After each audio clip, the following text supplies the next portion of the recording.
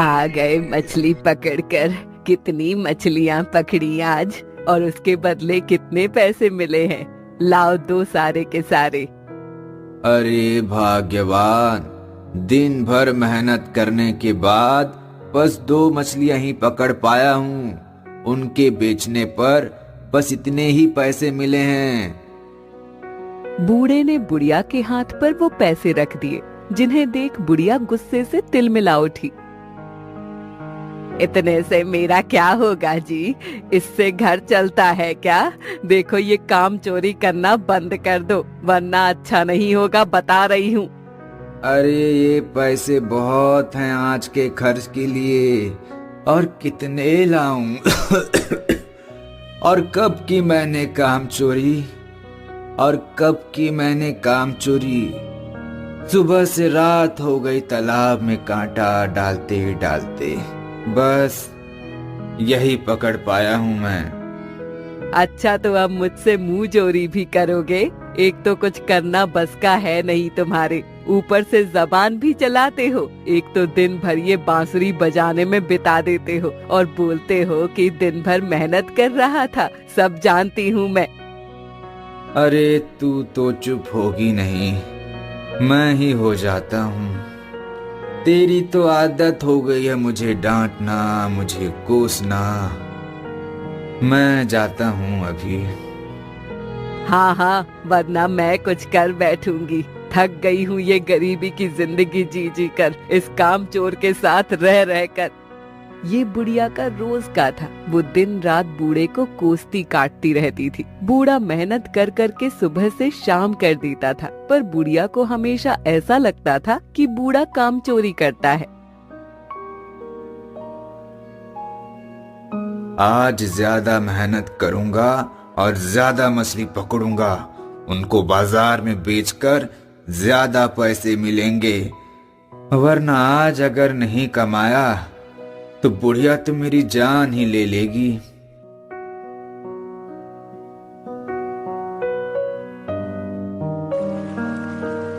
बूढ़ा सवेरे तालाब पे पहुंच जाता है। सुबह से शाम होने पर भी वो एक मछली नहीं पकड़ पाता, जिससे बूढ़ा चिंता में आ जाता है। क्या करूं भगवान, खाली हाथ कैसे घर जाऊं? अगर खाली हाथ घर गया तो उस कठोर बुढ़िया से मुझे कौन बचाएगा?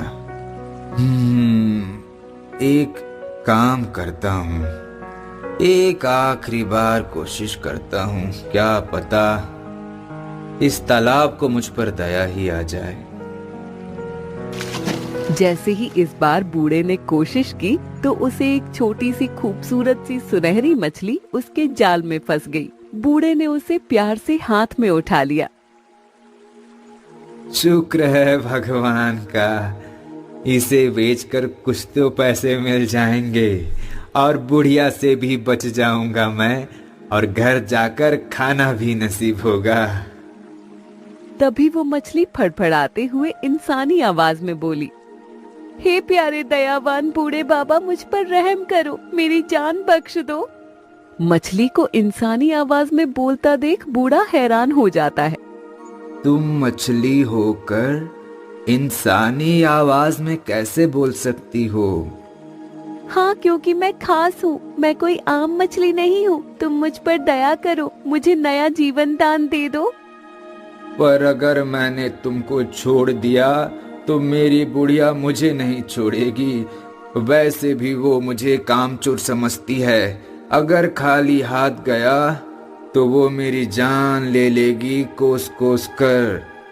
हे दयावान बूढ़े बाबा, मेरी जिंदगी बख्श दे। मैं समुद्र की राजकुमारी हूँ। अगर तुमने मुझे छोड़ दिया तो मैं वादा करती हूँ कि मैं तुम्हारी हर इच्छा पूरी करूँगी। बूढ़े को उस पर दया आ गई और उसने वापस उसे समुद्र में छोड़ दिया और खाली हाथ वापस अपनी झोपड़ी में लौट आया।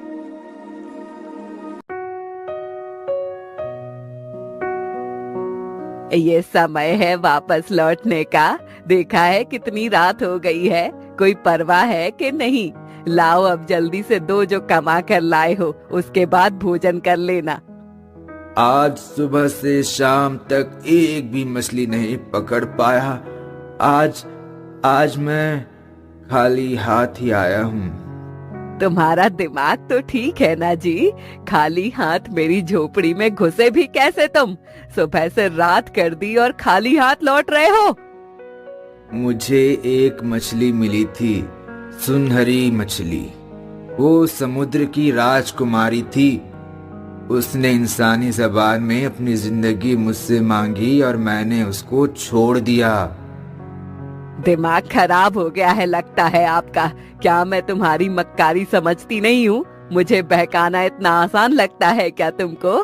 कोई मछली इंसानी आवाज में कैसे बोल सकती है? कुछ भी बोले जा रहे हो। मैं सच बोल रहा हूँ। सुनहरी राजकुमारी ने मुझसे ये भी कहा कि वो मेरी हर इच्छा पूरी करेगी। ठीक है, अगर तुम सच बोल रहे हो तो घर में लकड़ी की ये नाद टूट गई है। जाओ अपनी राजकुमारी से एक नई नाद मंगवाओ। खाना भी उसके बाद ही मिलेगा। बूढ़ा समझ गया था कि बुढ़िया इतनी आसानी से नहीं मानेगी, इसलिए बेचारा भूखा प्यासा ही समुंदर के किनारे पहुंच गया और मछली को आवाज लगाने लगा। ओ समुद्र की सुनहरी राजकुमारी, वो समुद्र की सुनहरी राजकुमारी, क्या तुम मुझे सुन सकती हो? भगवान के लिए मेरी मदद करो। तभी समुंदर की नीली नीली लहरों पर अटखेलियां करती हुई सुनहरी मछली बाहर आ गई। क्या हुआ दयालु बूढ़े बाबा? मैं तुमसे बहुत खुश हूँ। बताओ क्या चाहते हो? माफ करना ये समुद्र की सुनहरी राजकुमारी, मेरी बुढ़िया ने मुझे जबरदस्ती यहाँ भेज दिया। वो चाहती है कि लकड़ी की एक नई नांद उसे मिल जाए। चिंता ना करो बूढ़े बाबा, घर जाओ, परमात्मा आपकी इच्छा जरूर सुनेंगे। इतना बोल सुनहरी मछली फिर से पानी में गायब हो गई और बूढ़ा झोपड़ी में घर वापस आ गया।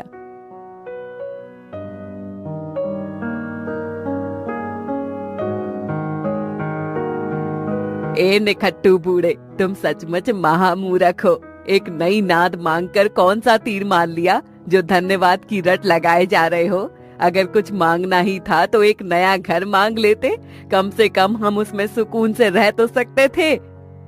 अरे सुकून से खाना तो खाने दो, दिन भर भूखा हूँ मैं। सब बाद में, जाओ और अपनी प्यारी राजकुमारी से नया घर मांगो। बूढ़ा समझ गया था कि ये नहीं मानने वाली। ओ समुद्र की प्यारी राजकुमारी, ओ समुद्र की प्यारी राजकुमारी, कृपया करके मेरी मदद करो, बाहर आओ। समुद्र की लहरें फिर उठी और सुंदर मछली फिर आकर बाबा से बोली, बूढ़े बाबा तुम कहो क्या बात है? प्यारी राजकुमारी, मेरी बुढ़िया को उस पुरानी और टूटी फूटी झोपड़ी में रहने में कष्ट होता है। क्या तुम हमारी मदद कर सकती हो? क्या तुम हमें एक नया मकान दे सकती हो? हाँ दयालु बाबा, तुमने मेरी जान बख्शी है। तुम मुझसे जो मांगोगे मैं तुम्हें वो दूंगी। तुम चिंता मत करो और वापस जाओ, परमात्मा आपकी मदद करेंगे। तुरंत ही मछली वापस समुद्र में चली जाती है।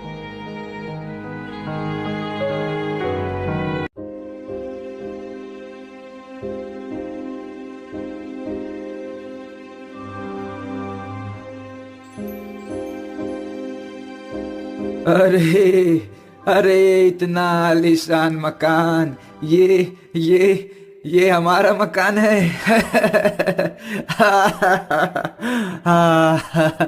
और ये खाने पीने कितनी सारी चीजें, यहाँ तो जरूरत का हर सामान मौजूद है।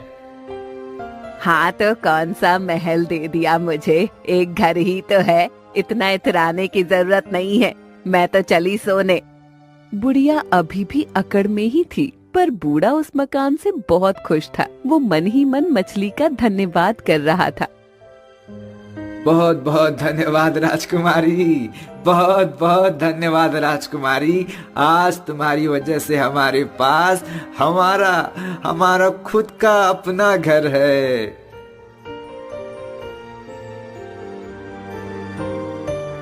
ऐसे ही कुछ दिन बीत गए, पर बुढ़िया खुश नहीं थी और एक दिन बूढ़ा बुढ़िया से बोला, अरे भाग्यवान, अब तो हमारे पास खुद का आलीशान घर भी है, फिर क्यों गुस्से में मुंह फुलाए रखती है। बुढ़िया तो जैसे इसी मौके का इंतजार कर रही थी। ये सुनकर जैसे फट ही पड़ी। एक मकान देकर क्या खुद को राजा समझ बैठे? अरे ये भी कोई जिंदगी है? अरे जिंदगी तो वो होती जब मैं भी रईस की तरह जीती, बड़ी सी हवेली होती, शान और शौकत से जीती। इस उम्र में भी काम खुद करना पस्त है, नौकर चाकर होते तो कितना अच्छा होता। अरे भाग्यवान, जितना मिलता है उतने ही तेरी हवस बढ़ती जाती है। जितना मिलता है इंसान को उतने में ही खुश रहना चाहिए। ना जी, अब ऐसी जिंदगी मुझसे नहीं जी जाएगी। मुझे तो एक ऐश की जिंदगी जीनी है। जाओ अपनी उस सुनहरी मछली के पास और बोलो उससे कि वो हमें एक बड़ी सी हवेली दे दे, ऐश की जिंदगी और बहुत सारे नौकर चाकर दे दे। देखो, मैं सुनहरी राजकुमारी से बहुत कुछ ले चुका हूँ, अब और मैं कुछ नहीं लूंगा। तुमको जाना ही पड़ेगा जी, वरना तुम जानते हो कि मैं तुम्हारा जीना मुहाल कर दूंगी। बूढ़े के पास कोई रास्ता नहीं बचा था।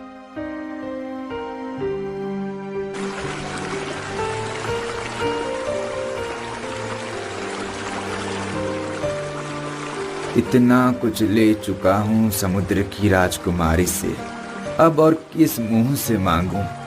क्या करूं, हिम्मत तो करनी ही पड़ेगी, वरना ये बुढ़िया तो मुझे चैन से सांस भी नहीं लेने देगी। बूढ़े ने बड़ी हिम्मत करके मछली को आवाज लगाई, ओ समुद्र की नन्ही राजकुमारी, बाहर आओ और मेरी मदद करो। समुद्र की लहरें और लहराईं और सुनहरी मछली फिर बाहर आ गई। बूढ़े को देख वो थोड़ी हैरान होकर बोली, बूढ़े बाबा, तुम कहो क्या बात है? माफ करना सुनहरी राजकुमारी, पर मेरी बुढ़िया अभी भी खुश नहीं है। उसे अमीरों की तरह ऐश की जिंदगी जीनी है। उसे एक बड़ी सी हवेली चाहिए, नौकर चाकर, बहुत सी दासियां चाहिए, जिससे वो अमीरों की तरह ऐश करके जी सके। हाँ दयालु बाबा, तुमने मेरी जान बख्शी है। तुम मुझसे जो मांगोगे मैं तुम्हें वो दूंगी। तुम चिंता मत करो और वापस जाओ, परमात्मा आपकी मदद करेंगे। मछली फिर से समुद्र में वापस चली जाती है।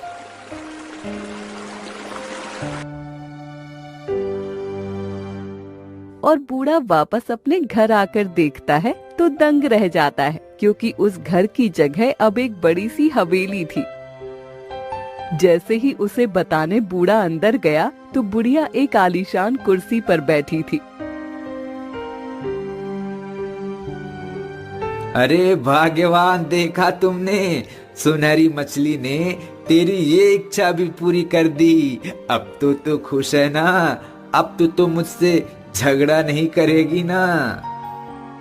हाँ तो दे दिया तो तेरी या उस मछली की आरती उतारूं? मैं व्यस्त हूँ, मेरा दिमाग मत खराब करो, ठीक है? आए बड़े, जाओ, मेरी दासियां मेरी सेवा कर रही हैं, टाइम खराब ना करो। ये देख बूढ़ा उदास हो जाता है और बाहर आ जाता है। मुझे लगा था इतना कुछ मिलने पर भी इसकी अकल ठिकाने लग जाएगी और खुशी ही खुशी रहेगी, पर इसके नखरे तो बढ़ते ही जा रहे हैं। करूं तो क्या करूं? ऐसे ही कुछ दिन बीत गए। बुढ़िया का गुरूर दिन ब दिन बढ़ता जा रहा था। बुढ़िया का गुस्सा उसकी ख्वाहिशें बढ़ती ही जा रही थी। एक दिन बूढ़ा बहुत बीमार पड़ गया और बूढ़ा बुढ़िया से बोला, अरे भाग्यवान, कहाँ हो? एक गिलास पानी दे दो, तबीयत कुछ ठीक नहीं लग रही है। लगता है बुखार हो गया है। मेरे लिए वो ही काढ़ा बना दो जो तुम हमेशा मेरे लिए बनाती थी, जिससे मेरा बुखार झट से ठीक हो जाता था।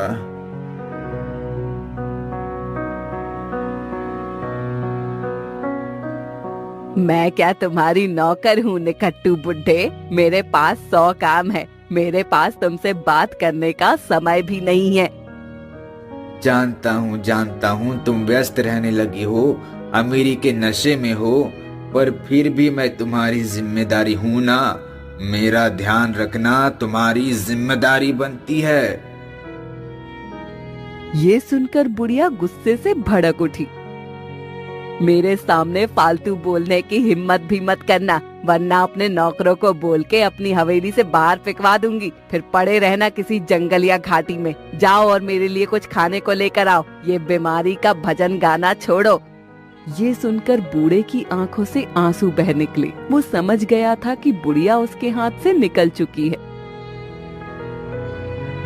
ठीक है, अभी लाता हूँ कुछ खाने को।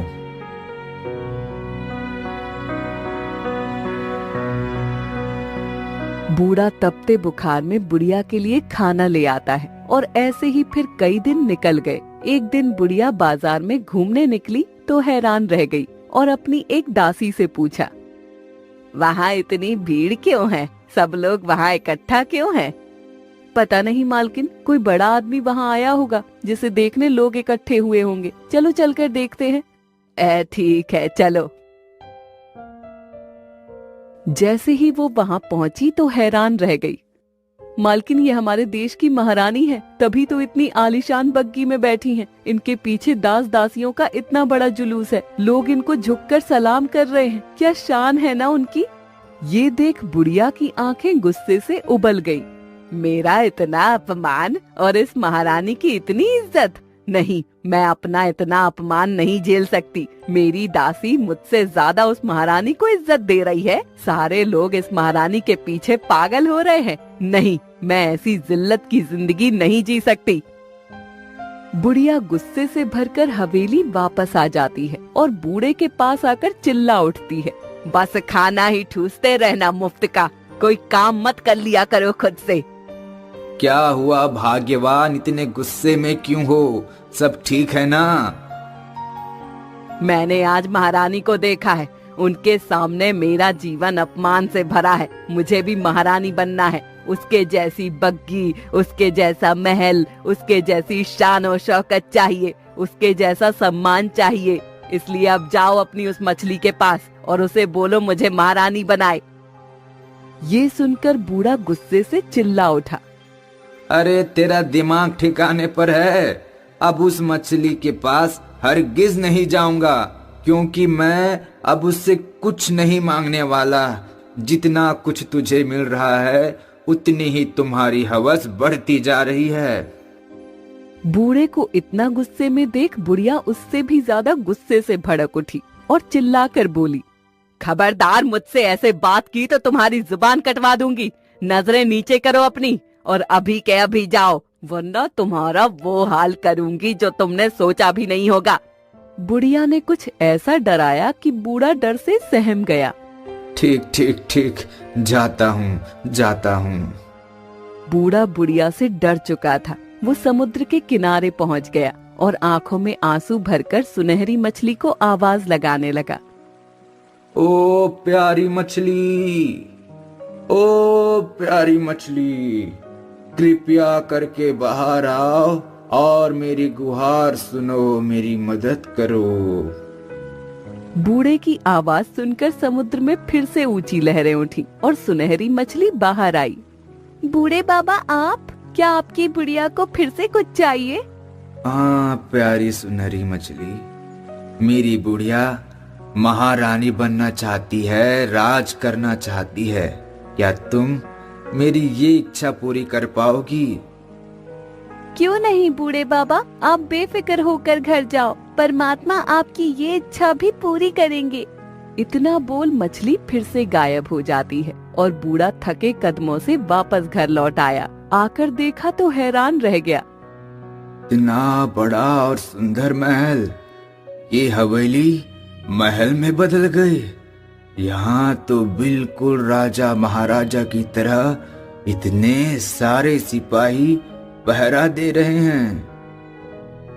ये देख बूढ़े के होश ही उड़ गए। जैसे ही वो अंदर जाने लगा तो सिपाहियों ने बूढ़े का रास्ता रोक लिया। ए बूढ़े आदमी, कौन है तू और अंदर कहाँ घुसा चला जा रहा है? अगर महारानी को पता चला कि एक भिखारी की महल में घुसने की हिम्मत हो गई तो वो तुम्हारे साथ साथ हमें भी कारावास में डाल देगी। अरे तुम्हारा दिमाग खराब हो गया है क्या? तुम्हारी महारानी मेरी पत्नी है। जाके बोलो अपनी महारानी को कि मैं आया हूँ। ठीक है, मैं पूछ कर आता हूँ, तुम तब तक यहीं रुकना। एक सिपाही पूछकर थोड़ी देर बाद वापस आता है। चलो अंदर, महारानी तुमको अंदर बुला रही है। जैसे ही बूढ़ा अंदर पहुंचा तो वो दंग रह गया। महारानी दरबार में एक आलीशान बड़े से सिंहासन पर बैठी हुई थी। कुछ मंत्री और सेनापति के साथ बुढ़िया बातों में व्यस्त थी। अरे भाग्यवान, तूने इन सिपाहियों को बताया नहीं मेरे बारे में। ये मुझे अंदर ही नहीं आने दे रहे थे। उस पल बुढ़िया के तेवर ही बदल गए और वो आंखें दिखाकर बोली, मैं यहाँ की महारानी हूँ और तुम अपनी हालत तो देखो, मेरे महल में कदम रखने तक लायक नहीं हो। ये सुनकर बूढ़ा फिर से दुखी हो जाता है। ये क्या कह रही हो भाग्यवान? चुप कर बूढ़े, मेरे पास इतना समय नहीं कि मैं अपना समय तुझ पर बर्बाद कर सकूं। सेनापति, मेरा हुक्म है कि इस बूढ़े का रहने का इंतजाम घोड़े के अस्तबल में किया जाए। घोड़े के साथ रहने की ही औकात है इसकी, महल में रहने लायक नहीं है ये। ठीक है, रह लूंगा मैं अस्तबल में घोड़ों के साथ, क्योंकि मुझे आदत है गरीबी में रहने की और खुशी भी। मैं खुश हूँ कि मेरे सर पर तेरे जैसा अमीरी का नशा नहीं चढ़ा। ये सुनकर बुढ़िया तिल मिला उठी। तुम्हारी हिम्मत कैसे हुई मुझसे जुबान लड़ाने की, कामचोर बूढ़े? अगर आज के बाद तुमने मुझसे ऊंची आवाज में बात की या नजर उठाकर भी देखा या मेरा हुक्म नहीं माना तो मैं तुमको कारावास में डलवा दूंगी, समझे? ये सुनकर बूढ़ा डर गया, क्योंकि वो जानता था कि बुढ़िया ऐसे करने में एक पल भी नहीं लगाएगी। वो चुपचाप अस्तबल में चला जाता है और उस महल में एक नौकर बनकर रहने लगता है। क्या करूं इस बुढ़िया का? जैसे जैसे समय बीत रहा है वैसे ही बुढ़िया का क्रोध, इच्छाएं सब बढ़ती जा रही हैं। मुझे तो नौकर से भी बदतर जिंदगी दे रही है। भगवान, इसको सद्बुद्धि दो भगवान। कुछ दिन और बीत गए, पर बुढ़िया अभी भी खुश नहीं थी। एक दिन उसने एक सिपाही से कहा, बूढ़े को मेरे दरबार में पेश करो तुरंत। बुढ़िया का हुक्म मानकर तुरंत बूढ़े को दरबार में पेश किया जाता है। पता नहीं क्यों बुलाया है, पता नहीं कौन सा काम करवाएगी, कौन सी सजा देगी। क्या सोच रहे हो? मुझे मन ही मन कोस रहे हो? कुछ नहीं महारानी, कुछ नहीं। इस गुलाम की कहाँ इतनी मजाल कि आपकी शान में गुस्ताखी कर सके। कहिए क्या हुक्म है? क्यों बुलाया मुझे? मैं खुश नहीं हूँ। मुझे कुछ भी चाहिए होता है तो मुझे तुमसे कहना पड़ता है। तुम्हारे सामने हाथ फैलाना पड़ता है और उस मछली के सामने हाथ फैलाना पड़ता है जो मुझे नहीं पसंद है। ये सुनकर बूढ़ा मन ही मन खुश हो गया।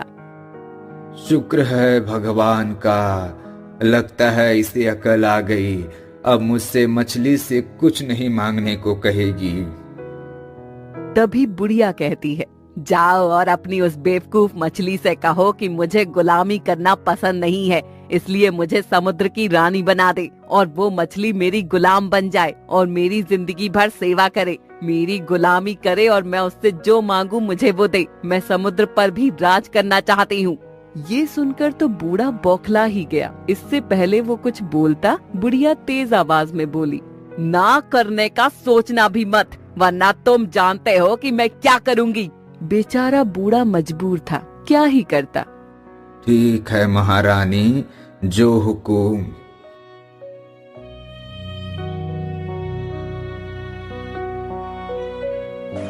बूढ़ा सर झुकाए समुद्र पर पहुंचकर मछली को फिर से आवाज लगाता है। ओ नन्ही राजकुमारी, ओ समुद्र की सुनहरी मछली, बाहर आओ। समुद्र की लहरें बूढ़े की आवाज सुनकर फिर झंझमाई और मछली फिर बाहर आई। बूढ़े बाबा, आप क्या आपकी बुढ़िया को फिर से कुछ चाहिए? बूढ़े की आंखों से आंसू बह उठे। माफ करना राजकुमारी, मेरी बुढ़िया पागल हो गई है। उसे सही गलत का अंतर अब नहीं पता है। दौलत की लालच में उसे अब कुछ नजर नहीं आ रहा है। इस बार वो चाहती है कि उसे समुद्र की रानी बना दिया जाए और तुम उसकी दासी बन जाओ। ये सुनकर मछली ने कुछ जवाब नहीं दिया और समुद्र में जाकर गायब हो गई। ये देख बूढ़ा हैरान हो गया। अरे, मछली तो बिना जवाब दिए ही समुद्र में चली गई। कुछ देर इंतजार करता हूँ, शायद फिर आ जाए।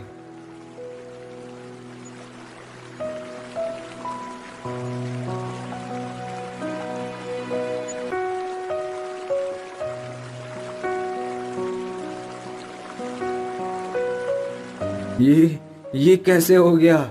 ये महल की जगह मेरी वही पुरानी झोपड़ी और बुढ़िया की उसी हालत में, उसी टूटी हुई नान के साथ। इसका मतलब सुनहरी राजकुमारी ने जो भी दिया था सब वापस ले लिया। बूढ़ा बुढ़िया के पास गया तो बुढ़िया फूट फूट कर रो पड़ी। मुझसे मेरा सब छिन गया। मेरे लालच ने मुझे कहीं का नहीं छोड़ा जी। आज मैं समझ गई हूँ, जितना हो उस पर शुक्र नहीं करते तो जो हमारे पास होता है वो भी छिन जाता है। अब फिर से हमारी वही भुखमरी की जिंदगी शुरू हो गई है। सब कुछ खो देने के बाद ही सही तुझे सही गलत का फर्क तो समझ में आया। अपना सिर्फ वही होता है जो हमें मेहनत से मिले। हम किसी को अपना गुलाम नहीं बना सकते हैं।